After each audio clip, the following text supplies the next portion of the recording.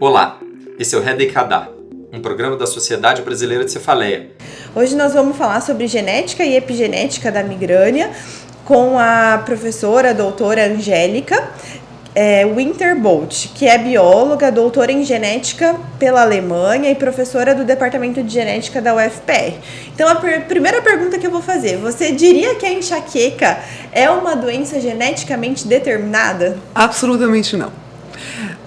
O DNA é extremamente importante, claro, não há dúvida disso. E variantes genéticas também têm uma influência sobre a expressão, né, de doenças ou mesmo da qualidade da nossa saúde, vamos colocar assim. Então, é uma influência, mas não uma determinação. Isso está muito claro com os estudos que têm sido desenvolvidos. E nesse contexto da genética, que aspecto da genética seria importante da gente investigar na enxaqueca, na migrânia? Ok, na verdade é uma pergunta muito ampla que você me fez agora.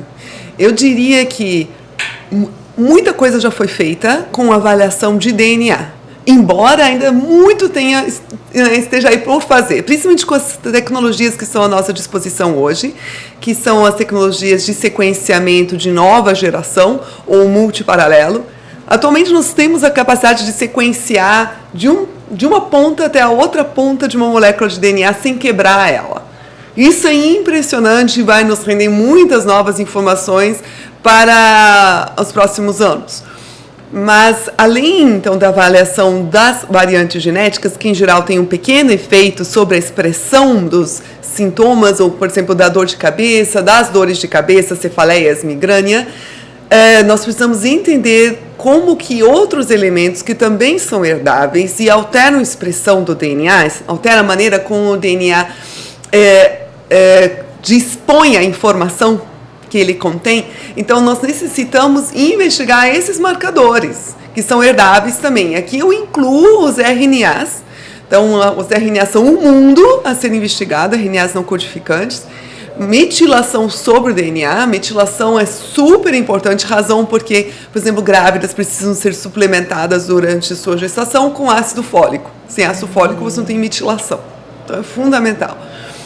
Além disso, variantes em histonas. As histonas são proteínas as quais o DNA se aproxima muito, ele faz 2 voltas em torno de uma histona, 197 pares de base abraçam as histonas, elas são básicas, o DNA é um ácido, ele ama histonas.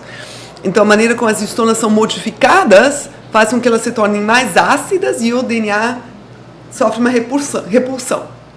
Então, isso também precisa ser investigado. Muita coisa já tem sido feita a esse nível, que é o nível epigenético, em linhagens celulares. Porém, muita coisa está por se fazer ainda para se compreender a interação entre variantes genéticas e esses outros elementos epigenéticos que regulam a expressão. E você acha que a gente vai um dia poder diagnosticar a migrânia através de testes genéticos?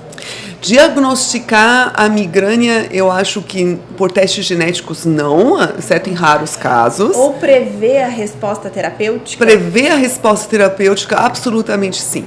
A gente tem muitas variantes genéticas em genes que codificam enzimas no fígado. Essas enzimas, elas então podem trabalhar mais ou menos, degradar mais rapidamente o medicamento ou menos. Além dessas próprias enzimas, eu diria que a gente vai identificar a resposta a tratamento também de acordo com a qualidade da microbiota no nosso intestino. Porque as bactérias do nosso intestino são capazes de degradar certos medicamentos e pode fazer isso com uma velocidade tão absurda que você não sente nada. É como se estivesse tomando água. Isso é outra coisa que a gente está avaliando no presente momento. Muito interessante. Então, dentro do contexto da genética, talvez a epigenética seria mais importante. Então, a metilação, enfim, seria mais importante no diagnóstico da enxaqueca do que propriamente o DNA. Especialmente o tratamento, eu vejo, sabe? Conseguir compreender os diferentes tipos de cefaleia e quais são os triggers, o que vai induzir a dor. A indução à dor é frequentemente ambiental, E os mediadores que vão, então, levar à expressão do DNA e que respondem a interferências ambientais são epigenéticos.